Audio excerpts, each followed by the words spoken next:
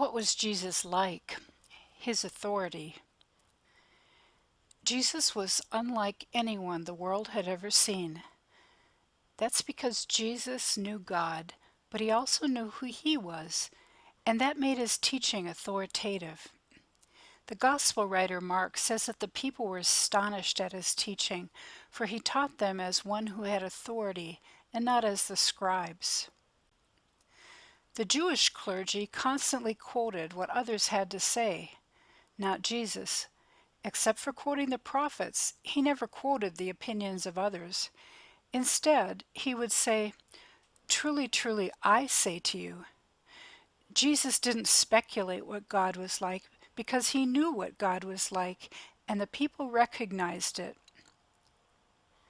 Jesus Christ's words and actions showed power, but it was the authority behind those words and actions that captured the crowds. Some men brought to him a paralytic lying on a mat.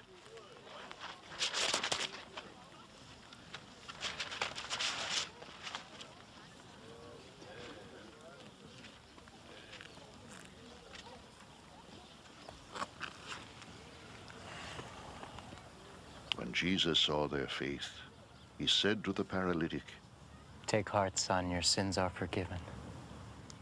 At this, some of the teachers of the law said to themselves, This fellow's blaspheming.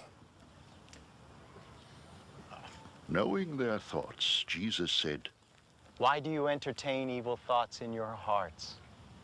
Which is easier to say? Your sins are forgiven, or to say, get up and walk?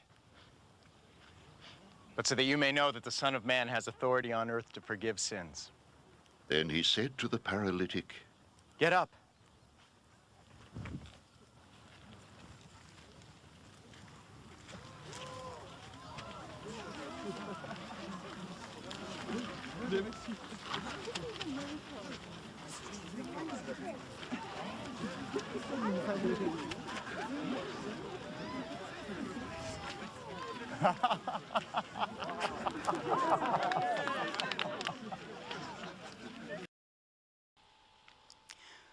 Who was this young carpenter that could go into the temple, upturn all the crooked market vendors, and send them all packing?